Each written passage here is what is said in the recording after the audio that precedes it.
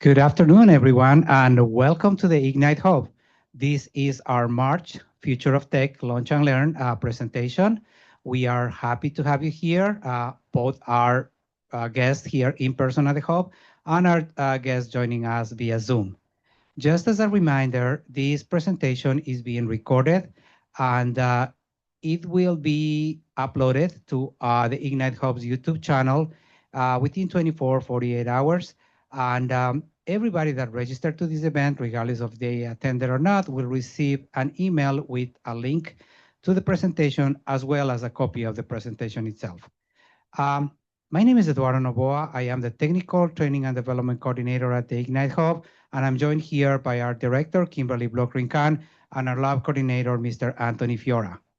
And we are so excited about this presentation because this is a topic that we've been trying to present for a while. It has a lot of interest.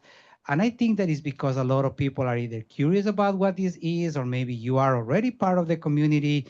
But in any case, we have a great topic about esports and a great presenter, dear friend and associate of the Hub. And I'm going to introduce Sure.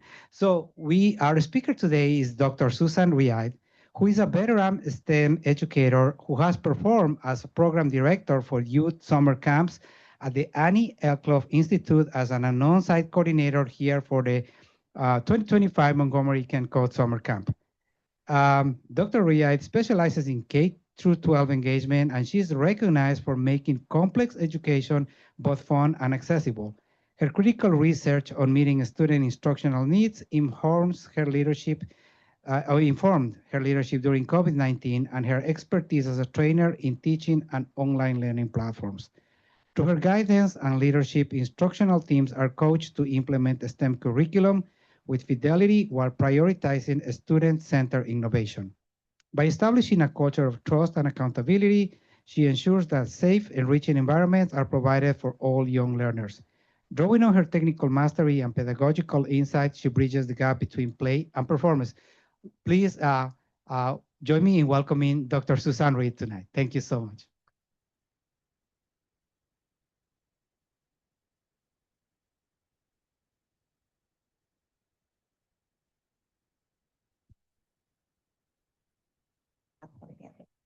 Yes. Oh, maybe.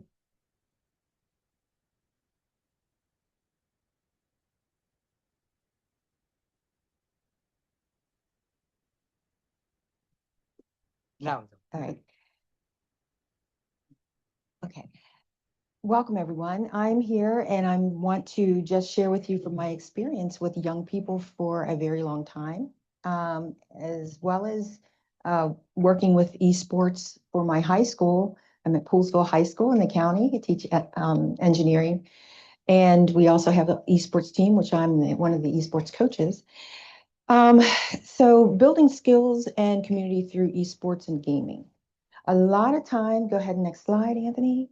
A lot of times people have this misconception about gaming when you hear about this students, the young people on their computers or their phones.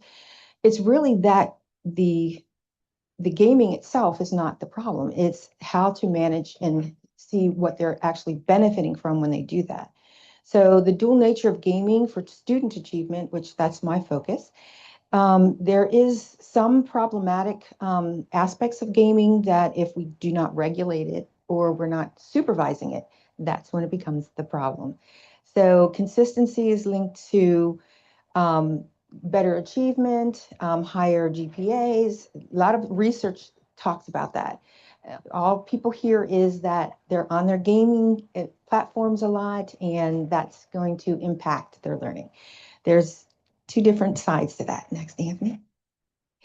So the popular negatives are the students gaming more than 10 hours a week, which is quite a bit of time, will lead to lower GPA and SAT scores and declines in their classroom attention. However, next slide. The positives are that if it is supervised and regulated and even placed into a learning environment by the teacher or the staff development person at the school, it could improve cognitive skills, and it also teaches them soft skills for the future.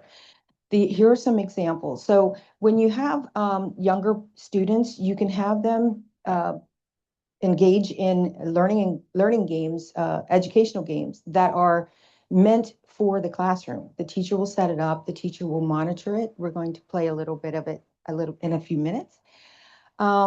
It does improve. Research shows that it improves the math achievement for students, given the right type of interactions with the gaming. Minecraft is one really big one that a lot of students play on their own, but teachers also have Minecraft education, which kind of bridges right into it to kind of give them that continuity of learning skills that they're already learning in class. They can practice them when they're not in school. So the effective management and monitoring are the key to unlocking these benefits.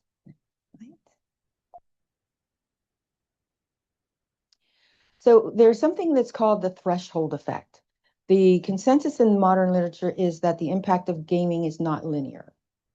It appears to be like a threshold where maybe a 1 to 2 hour exposure to the regulated, targeted type of gaming platform provides stress relief and cognitive stimulation without disrupting academic responsibilities.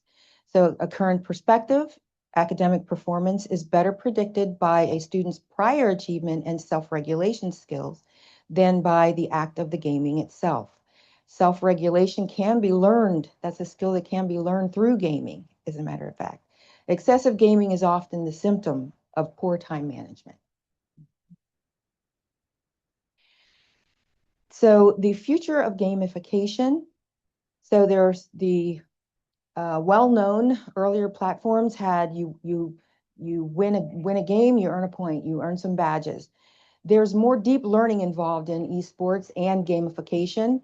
And so I'm going to talk to those together and simultaneously, esports and gamification. In 2026, the landscape for gaming-based learning has shifted from just the points and badges to a deep learning, immersive environment. It is now even used in what is called micro-learning, and it's used at the college level, job training level. So if the earlier that students are exposed to those kinds of things in bits and pieces, like kind of having it a little bit at a time and see that there is a benefit to learning it, that starts with esports. Okay, youth-focused platforms in K-12. So here are just two examples of some of the platforms that are used in K-12. Mastery Coding, it's a platform, it's a leader that uses either Valorant, we use Rocket League, and there's Minecraft built into the curriculum, or the sporting platform. I work for MCPS, so we use Rocket League, and it's already set up for us. It has a lot of the things that you would be concerned about already kind of figured out at the central office level. And so we allow our students to participate. It's a county-wide esports league. We do have regular games, it's like a regular sporting event. And we do have playoffs and challenges. And at the end, we have the grand champion, and we give out prizes. And it's a big deal. There are colleges who actually come to our competitions, and they want to speak separately with the students who are ranking really high and scoring very well. And they offer them scholarships. So it does not just stop with just what is my student doing when they're learning this kind of thing in a classroom. It's beyond that now. The Mission Us is a quiz-based app, and that's probably something more middle school, high school level. Teacher can be basically kind of setting it up themselves and making sure that they create their own environment for learning and for competition. A part of the gaming is competition. And so whenever it's set up in a classroom, just that word competition, it makes it more engaging. Some students don't want to just come into a classroom and sit there and be talked to, or they don't want to be told, well, this is where you need to go and what you need to do. And they really have no like practice with it. When you're gamifying everything and you have the teacher is monitoring, is in charge of everything, and you create the environment that they're learning in, then it's more let them be them. Let them kind of compete with each other. You're monitoring the interactions. you're interacting the way that they're speaking to each other in a competitive environment. I have learned through the esports environment that there are learning the social skills is just as important as competitive sports. And so when they're learning how to talk to one another, what to say and what not to say, we are really dealing with how are you going to be proficient in the work field? How are you going to be able to interact and have relationships with people? All right, so Minecraft, like I said, it now has Minecraft education. It does have a sandbox environment where the mastery skills can range, and you can have different subjects. A lot of times, because I am engineering and more of a science and math, I usually use it for the math piece and the science piece. So I want to, and I'm sure that there's some people out there who's going to know a lot about what I'm going to have you practice right now, especially if you have any younger students watching this. We're going to test GimKit. GimKit is used by teachers in the county. As the coordinator for the summer Montgomery Can Code camp last summer, I had my teachers using it in the classroom with the students at the camp. It really heightens that. When I say level up, it really levels up. It levels up the education. It levels up their wanting to do things and be engaged. And the outcome is improved learning. So let's try the first GimKit. So as the person setting it up, I would actually set the game up in this manner. I want you guys to see how the teacher does it. I created a level up for students, and it's based on a certain questions that they will have in a specific subject. Because I want it to be a team effort, Anthony's going to pick one of the team areas, not just individual.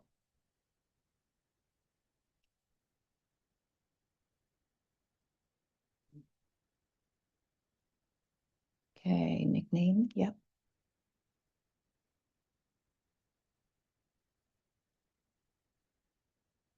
Okay, so please use the enter code.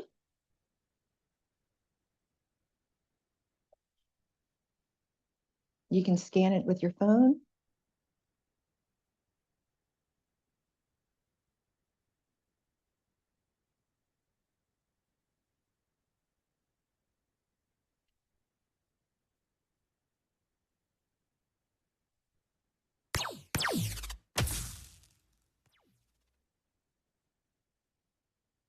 And those who are here and present, give me a thumbs up if you're in there. All right, teacher. That's the teacher. Okay.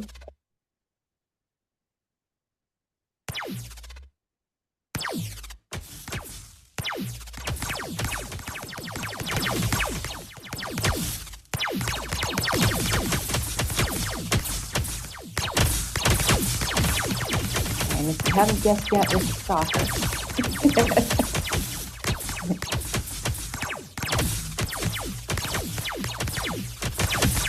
You have to kind of move closer to the goal. It's either on either side, left or right. Yeah, go ahead. Yeah. Yeah, we're waiting for the zoom.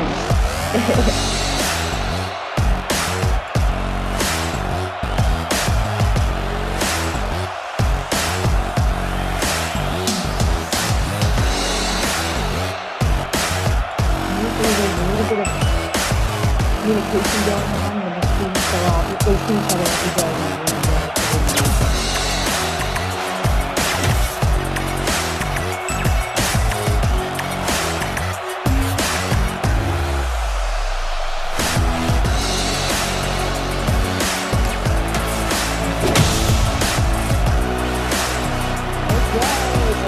We can continue one more, or we can move on to another game later.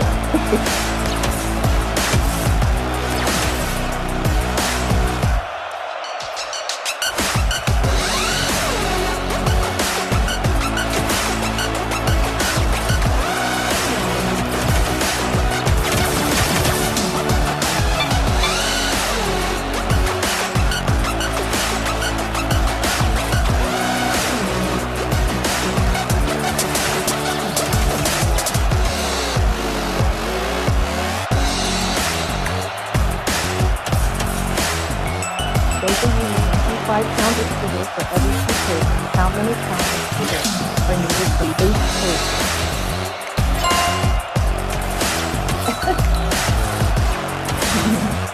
A recipe calls for 2 cups of flour to make 12 cookies. How much flour is needed to make 30 cookies?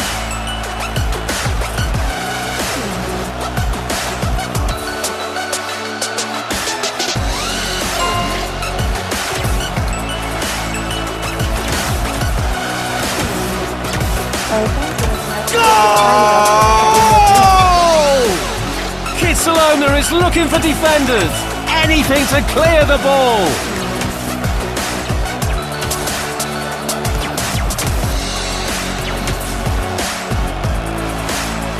Well, in 3 minutes, I mean, we've only 5 minutes. I don't know if it's What a goal from Gimchester United! It's in the danger zone now.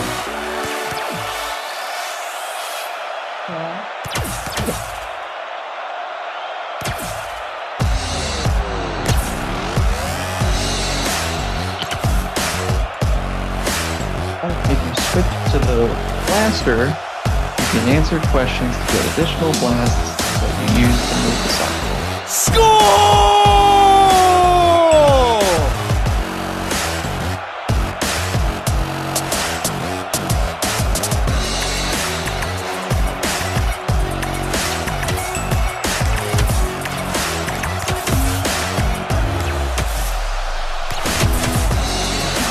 Score! Goal! Grab a cupcake. Good job.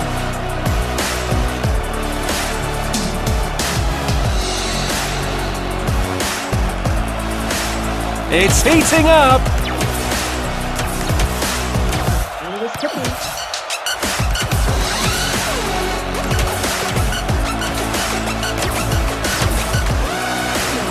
It's in the danger zone now.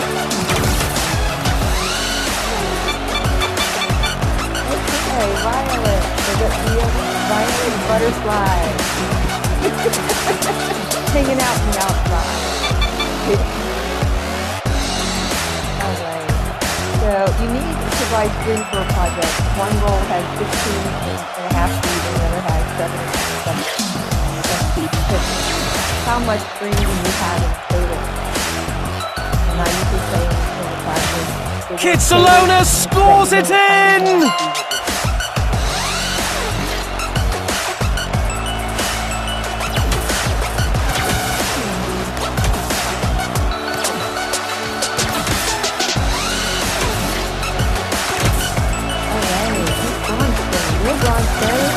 Wow. And here comes Brava Cupcake. Uh-oh. It's getting serious.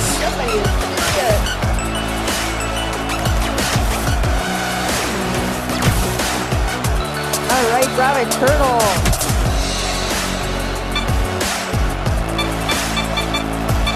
Okay, we have 1 minute left, guys. 1 minute left.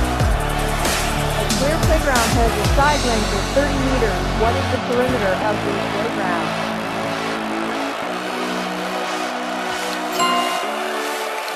Okay. A rectangular garden is 12 feet long and 8 feet wide. What is the area?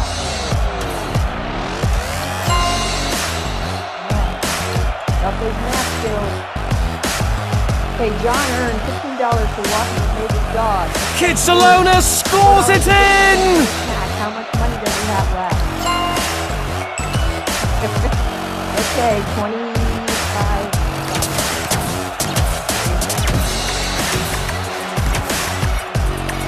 All right, Maroon Planet. Hanging out, checking out the outside.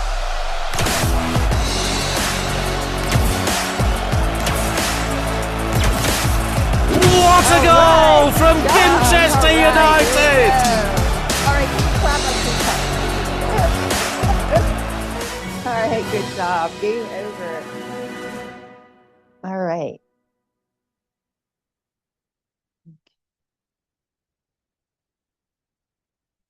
All right, so there we go. Thank you for everybody for participating in the game. I want to give you a tidbit of more information for the younger people. So if we can go ahead to the next slide. So as you are thinking about why you're in school and what it is you need to do to be successful when you get out of school, think about the fact that AI is here, that everybody is now learning different ways. There's not this, everybody has to go the same route to get an education. So the thought for right now with professional learning, as young people, and I, like I said, I teach at Poolsville High School, so we talk a lot to the high schoolers. There are platforms that allow for micro learning.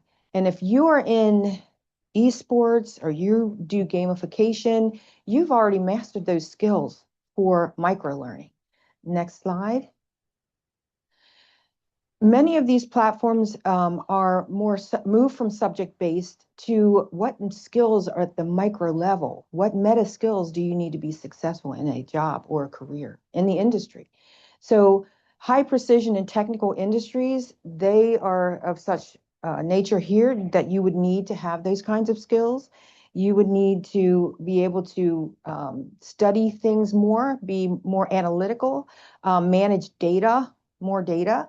And these are some fields that some young people tell us that they're interested in: healthcare and medical professions, aerospace and defense, cybersecurity.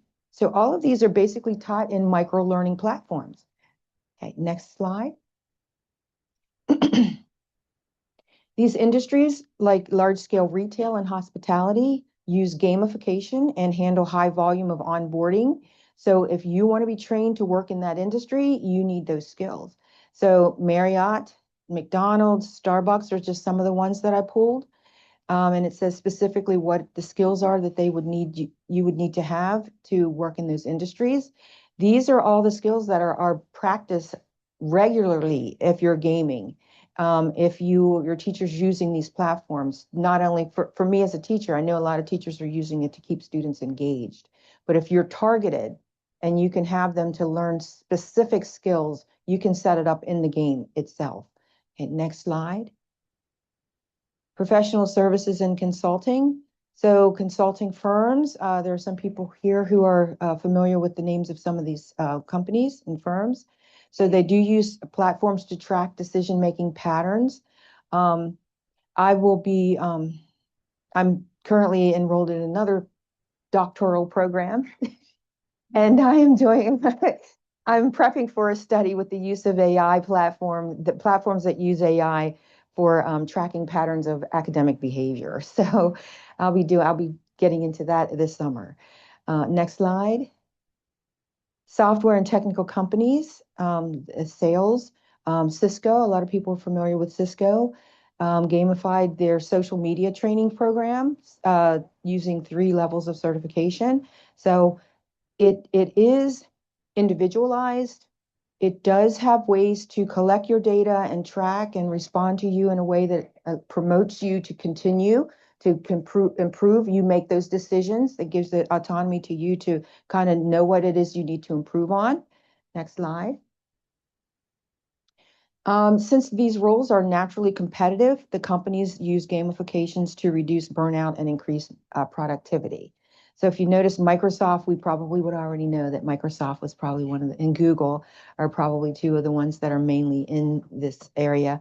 They use gamification in their call centers to reduce absenteeism and turn routine ticket closing into team-based quests. Clerical and Salesforce, these platforms allow sales teams to participate in leagues where real-world closed deals translate to points and lead on the leaderboard. Next slide. Next slide. Yeah. And so I just finished up a certification program in data analytics. And so I went through the Google micro-learning platform, and it's exactly what we're doing with our students. The ways that they're learning in my classroom, my engineering classroom, that's exactly how it's set up. So I don't want you to think that there would be a gap from high school if we're investing in all of these new ways to teach. That is, there's a gap between the high school and college. It's actually helping them to learn it in high school so that they can bridge it into a college career. So at the college level, I would imagine they offer a lot of these micro level courses that I'm telling my students are independently able to be paid for by your mom or your dad, and you can learn it, go into college and say, I have this certification in this already, and it might help you out in that aspect. Next slide. So the arena opportunities for esports. So I'm circling back to why I'm here. How youth esports participation builds career-ready skills for the workforce. Next slide. The growth. Youth esports participation it's huge. A lot of people don't realize that. Participation is surpassing a lot of traditional sports in some regions. Well, I was just talking to Anthony, and we were comparing the US to Europe, to China, to Japan, to other countries. My people, my father, my brothers, they're in Sweden. My brother was an esports person competing worldwide, and he had to go to Europe a lot. So there is some advantages to, if it's something that they love and they're interested in and they want to continue with that, it not only does it help them there, they're bridging networks with people across the world. They're making connections with people and learning a lot of things that are going to be helpful. Global market, esports industry valuation to reach 2 million with the global audience exceeding 800 million. So that speaks for itself. I want everybody to focus on the fact that this could be an asset, not a replacement for the skills that you would learn in traditional education, in college level education. This is a bridge to learning it. Like, it provides more opportunities for diverse learners. It provides more opportunities for people who the structure of a classroom is not something that they want to participate in, or it's just not their life. That's not how their life's going to have them get to where they need to go. So scholastic integration, 85% of students play video games. Schools leverage this for STEM and academic sports. We do that at Poolsville. The shift I do in my esports coach, we both coach, Ryan. We almost won the trophy last year. We did not beat Seneca Valley, who was the four-time champs. I'm still beefing about that one. Like, we're ready to beat Seneca Valley this year. The shift, moving from just gaming to structured pipeline CTE or technical training skills. Okay, next slide. Next slide, yep. Oh, I'm sorry. So core skills, the data analytics and logic. The end game, it's analyzing the frame data. So I did bring along the website with some examples of our frame data that we use in our esports for Poolsville. We're going to show that in a little bit. Using AI-powered tools to assess player performance. Career-ready competencies. The strategic thinking, the decision-making under high pressure, low latency conditions. So there, if you're in an industry, if you are in a high-powered field, or even if you go to the day-to-day job, there's always some level of pressure and tension. So if you want to kind of train your brain, I say, to know how to anticipate, that's a word they use in sports, anticipate the moves, right? So if you anticipate what's getting ready to happen, you can strategically figure out what is going to be the best outcome for you in that situation. So that's taught in the esports environment, and it actually allows for less of a stressful thought process for students. Probability in math, calculating the winning conditions and the risk assessment, as I just mentioned. I just said I'm in that field of engineering where you really have to do a lot of problem solving, and you have a set of steps that you basically go to so you don't pull your hair out. You kind of just know you have to go through these steps to figure out what the problem is, come up with possible solutions, test those solutions. So it keeps your brain in a more logical thinking mode. So when you're practicing these on a regular basis, whether it's in a classroom with gamification or any type of use of platforms that allow students to compete in an equitable environment, or if it's an esports sporting league, you basically are practicing on a regular, and it's kind of regulating you and your emotions when you're doing that. Next slide. So the hardware maintenance and the network troubleshooting is an area that we don't know it, but kids are good at it. So left to their own devices, they're going to be kind of out there free in it, like if doing it, trying to figure it out. And I remember as a young child, I was that kind of child, always asking why, how does this work, taking things apart. The way that you can do it in a structured environment, like in esports or in gaming, kind of picking it apart, looking at the pieces, figuring out the best strategy, that is really a masterful thing to do. If you know anything about esports, that's all they do. And I hear the communications all the time with the gamers, even in practice. They go do the replays the next day, and they're kind of like looking through who could have did what, how this person could do that. They pick up their specific roles based on their strengths. It's amazing. The soft skills, the emotional learning regulation, the mastery of clear, persuasive, and rapid fire verbal coordination. The collaboration piece, I'm big on that, making sure that everybody has an equal investment. Working in multidisciplinary teams, the players, the coaches, the analysts, everybody has a role. Everybody, it's understood what their role is centered around, and it all keeps it moving. And that translates into the work world too. Everybody has a role. Everybody understands what that is, and they all benefit as a team to make sure that it gets done. Next slide. So for me here today, my hook, if you know that everybody says, what's your hook?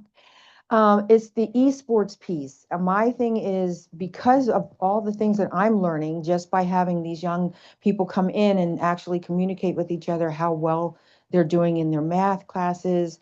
We actually do talk to the students about their interest in esports and connect it to on a verbal. We don't collect information about it, but we just ask them, what is it that you like? What's your favorite subjects? What things do you like to, what about school is it that you like about school? It all kind of translates into where we can actually visualize if they continue on in this way, in this positivity, and they can kind of communicate with each other. That adds to that piece where they can benefit and everybody kind of learns together. So I'm all for collaboration, the team effort, knowing each other's roles, using people's strengths to kind of build what it is your focus is and your goal is. Any questions at this time, just real quick before I continue? Okay, next slide. So thank you for joining me. We have the game. If you want to, we can play one more game of GimKit. Everybody good for that? Okay.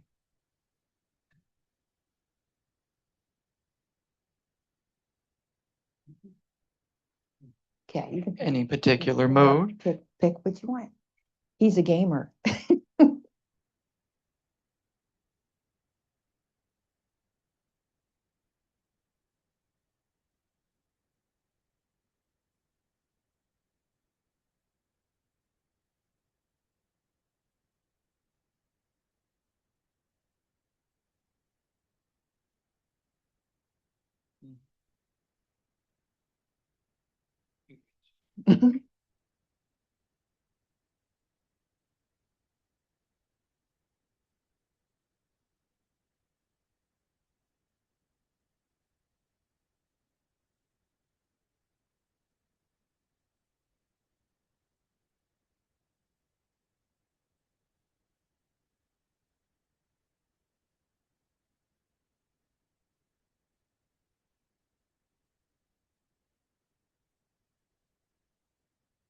Put that back.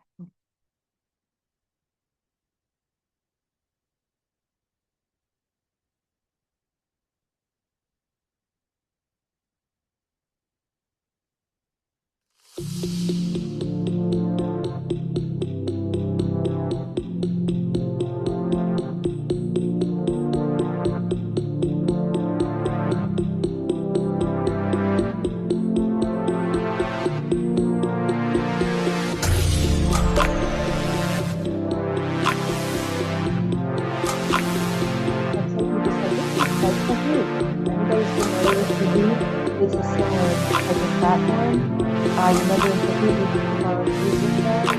platform, I always put those high energized Rocky movie videos type.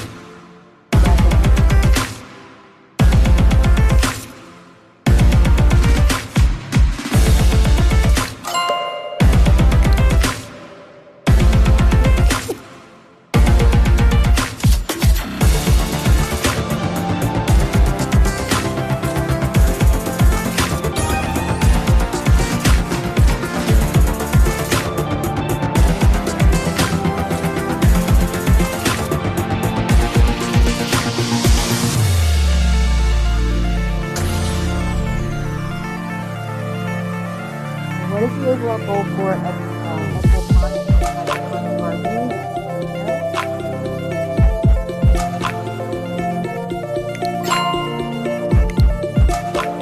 What are some examples of alternative energy sources that can power cars?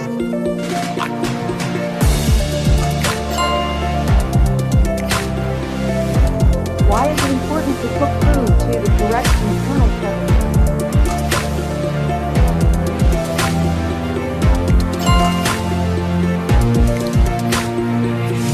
What is Echo House?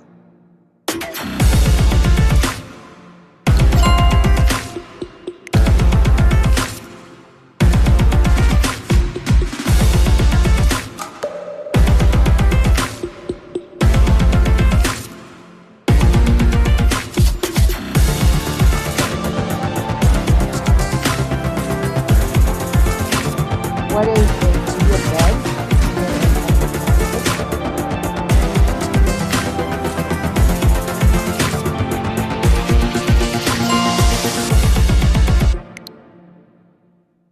Why is lab safety important?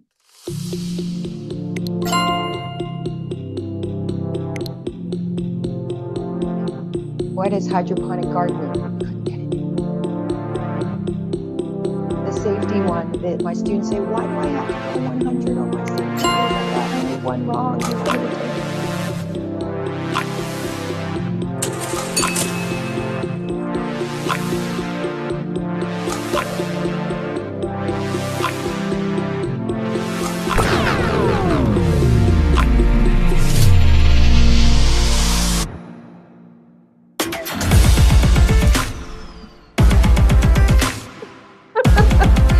Wow, that's okay.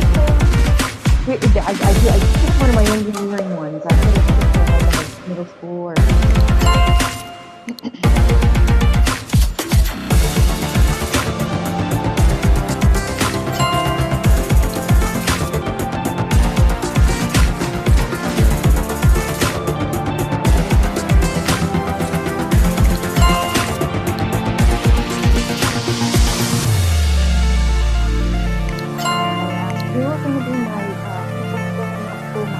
Presentation. Are they my middle schoolers? Are they my high schoolers? They said, somebody from the industry. Really, they never welcome me.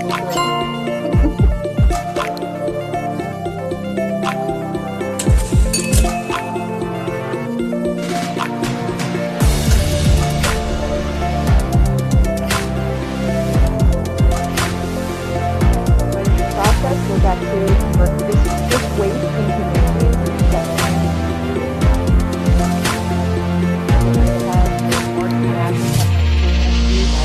together presenters the entire week, and we have two professors from the University of Oklahoma. They're going to be zooming in to talk about bacterial infections in wildlife and machine learning, how they're using machine learning to follow up and do research.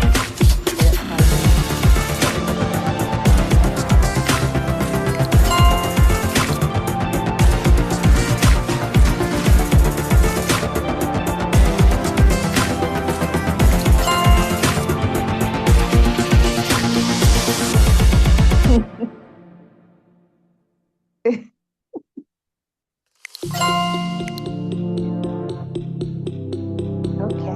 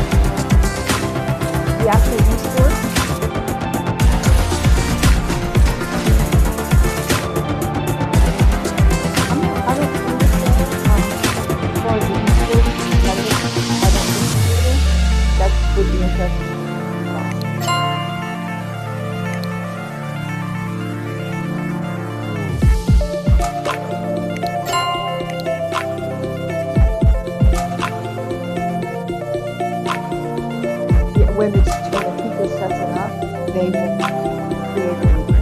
They have to create a new one. My anticipation is that the AI is going to self-filter everything is starting to look at that. You guys have not popped up right on So this, like in this game, the teachers are looking that they answer the questions, not necessarily that they answer the flag or whatever the game is. That's the point. When the teachers might start looking at the questions and then gaining kind of the reward for answering the question.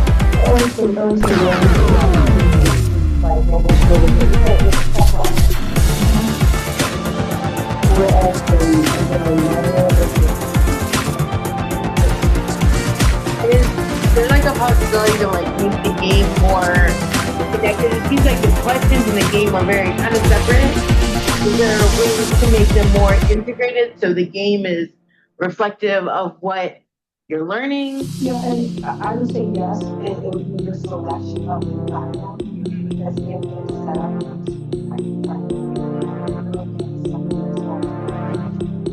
so this is just what I saw.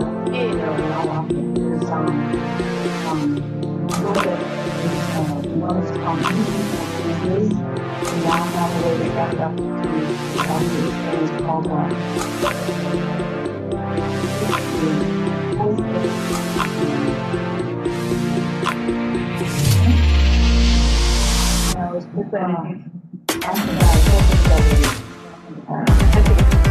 I'm just curious, yeah.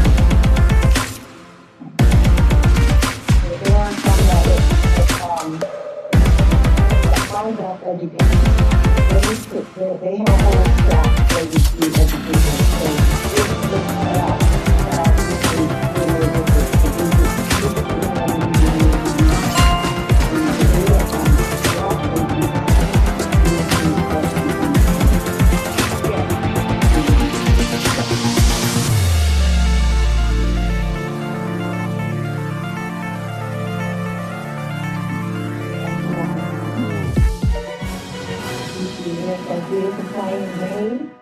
And thank you for being here for the presentation.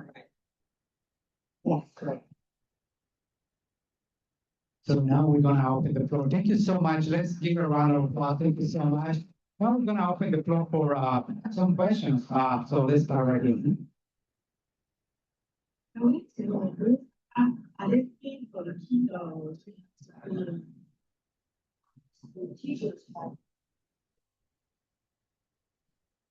In our county, the teachers have access to it. The kids with their .NET can log into it. If you're not in Montgomery County, I'm not sure.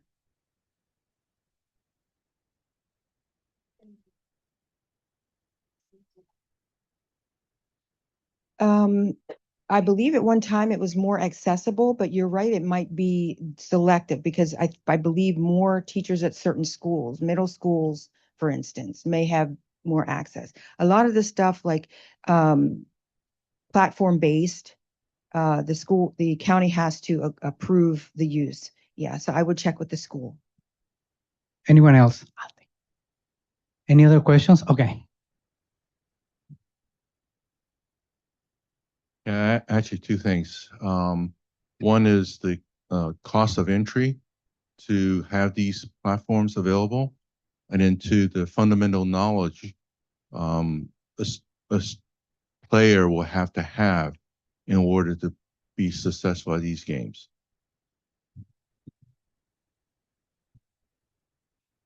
So I'm not quite sure about the cost aspect because I've always been privy to being able to use them via my job. And so that is something that you'd probably want to investigate on your own. I know that it's particularly the school system that I'm in, it has been available for teachers and students with their .NET. So it would be probably by school or by county that you'd have to check in for that. I would say because I have taught in every consortium in Montgomery County, I do not say that there's a certain level of capability or ability or foundational baseline to do this. I have taught every level, every student, it's their desire to want to do it. It's the desire. It starts there. It starts with the person who's standing in front of them to give them that feeling that they can do that. There's not a baseline for, like, is there a certain IQ? Is there a certain type of scores or anything? I believe that just introducing them into something that makes them more engaged, more wanting to learn, to like learning, that's the big deal now for little ones and big ones. The adults, everybody, you have to like what you're doing. So for us, we have to be able to interest the students in what they're doing. And it starts first with, I would say, the teacher right in front of them. I'm a teacher, so I put it all on us. We are given the platforms to use it. It's a matter of investigating how we can use it using creativity to spark that knowledge and that wanting to learn in kids. That's my answer to that. So with AI, is AI able to like adjust the question? So if a learner gets a question wrong, it'll give them a similar question that's easier. So students aren't, because I know the first one, I'm not good at math, and I was just wrong, and I'm like, all right, cool, whatever. It's kind of story of my life. And then, so with AI, are they looking at ways to make it so it adjusts so that if a learner gets something wrong, the next question might be something they can answer and adjust? Mm-hmm. Yes. And it starts with at the K to 12. Anybody familiar with Salman Khan Academy? Khan Amigo. I'll start there. If you have them, and bring it, take it back to your school. If you're a parent, recommend the schools to try it out. It literally is the use of AI, and it is I would say, it really, how do I want to say it? A student that may be a teacher, I hope not, would not think would be capable. When they use these, it's not a crutch. It actually helps them to learn. They learn in different ways. I study the brain. I do a lot of studying. And there's different ways that students take in information, process, and make sense. So I say that AI platforms that are in things like Khan Academy, there are a few others out there that I'm investigating now for background knowledge on my study. We are just around the corner from the new way of everybody having to know how to do these things with AI. And so I believe from an educational standpoint, I don't see that kind of thing as something that's a method of cheating or a method. It helps them to learn. And so that's that one of them, Khan Amigo. I have to mention other learning institutions, sorry. The Coursera, okay, and Google training certification programs do exactly that. They have the AI. They give the recommendation, the hints. Would you rather want to try it this way? That helps in learn, and it helps in deep learning. I don't know if anybody studies that. It helps it to become intrinsic, and they learn it for life. It's not a one-shot deal, and then that's right out of short-term memory. It's in there. So I'm big on that. Yeah. Anyone else? All right. So follow up to your response on depending on having the person who's actually standing in front of the student. All right. So have you found what type of instructors make the best gamification instructors? Yeah. Like the best instructors too. Creative, willing and open to new ways of delivering the content and sharing the knowledge. That's it. No, but I don't see them being a problem either. I want to say that because I do see that dichotomy going on. Like some people want to go this way or that way. I believe the wisdom and the ground level experience from the vets, I call it the veterans, who know the industry. Okay. Their sound expertise and knowledge are what help to give that content piece.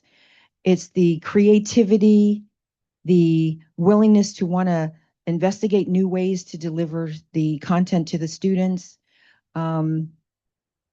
the willingness to say, you know what, I don't know either. Let's try to kind of get in there on a collaborative ends to it. So they work together. They work together. I do go back to some of my colleagues who have been in it in a long time to get the wisdom from them on what is the best approach to teach this complex engineering skill. Okay. But I use my natural teaching, like being animated or silly or test it out, try it, kind of thing.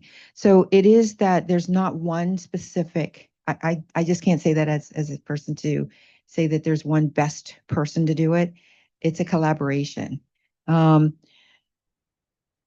Maybe you guys want to speak on that on Montgomery College level? I don't know. No. Oh, I was going to actually, going to ask you a question because kind of follows up, and you are actually familiar with this. We use Apple's Everyone Can Code curriculum, which again is a gamified way to teach coding. And we have used this curriculum. You have used this curriculum with our students, and it's been really successful with all ages, all age groups. I mean, we have used this curriculum to teach the middle school students, adults here at the Hub.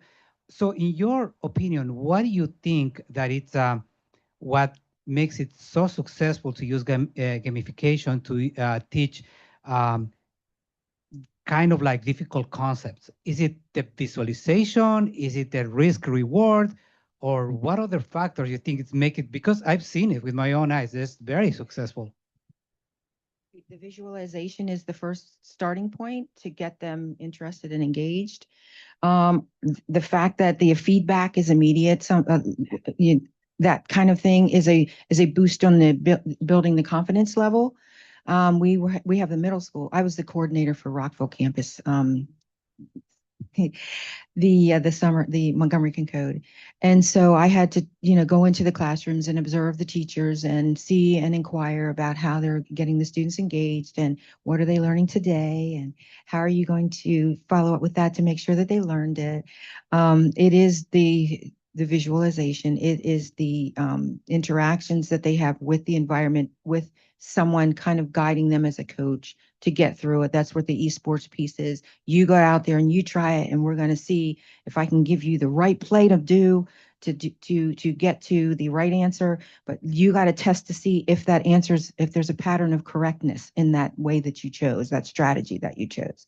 So it is teaching them those skills of knowledge, but also how to come up with their own meaningful way to learn the information.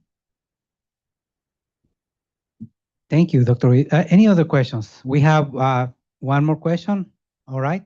Well, once again, I would like please join us thanking Dr. Reed again, once again for a wonderful presentation. Thank you so much. Thank you. This was really good. So couple of things. First of all, I will like, we always ask all our attendees to please complete our survey. Anthony is gonna pull up the QR code and also post the link on the chat for the people that's attending online. Yes, thank you for taking a minute of your time to do this. We will be sharing the results of this survey with our guest speaker. And we really look into it here at the Hub. We would like to know what you thought about this presentation. What about the topic? What would like to hear? If you'd like to hear more about these, or what other topics would you like to hear? And it gives us a lot of insight into trying to serve you better. So thank you for that. Also, I would like for just some of the upcoming events that we have here at the Hub. Starting on Monday, we actually have, we're just talking about the Montgomery Can Code, a Everyone Can Code curriculum. We will have a boot camp for adults here at the Hub starting on Monday for app design. And correct me if I'm wrong, Anthony, I think that we still have a couple of seats left. Oh no, it's sold out. Anyways, for the people that is attending that, we are super excited to be offering it starting next week. Looks like we're sold out. As far as our guest speaker series for April, we have a couple of great things for our fireside chat. We are going to have a panel of Montgomery County employees that they're going to be talking about GovTech and leading with empathy. It's like, a group of 3 great, wonderful women that are going to be talking about why they chose a career in IT and how their daily jobs, help the community and themselves. And it's going to be very interesting. Also, for our Future of Tech, we're going to have AJ Mohammed, which is going to be talking to us about digital safety basics, some cybersecurity stuff for all of us. And yes, we also have great career, as far as our career workshop. I believe that we're going to be talking about job fair and networking skills. I believe that's the topic for this month. But anyways, the best way to check what's happening here at the Hub is to go to our website and check our calendar of events and register for our events to attend either in person or virtual. And last but not least, I would like to just present you with this. It's just a little token of our appreciation and to remind everyone that our guest speakers are volunteers, that they come here and that they don't get paid, they don't get compensated for their time and sharing their knowledge and expertise with us. So just, thank you so much, Dr. Ried. And just to close it out, once again, I would like to thank everybody that attended this presentation today in person or online. And once again, remind you that this presentation was recorded, will be posted in our YouTube channel, and everybody that registered to this event will receive an email with a link to the presentation and a PDF copy of the presentation itself. For our guests that attended in person, I would like to ask you to join us for lunch in room 102. And for our online guests, I would like to wish you a great rest of your day. Thank you so much again for attending this event. As we always say, you could have been anywhere, but you chose to be with us. So thank you, and we hope to see you at the Ignite Hub again soon. Thank you so much.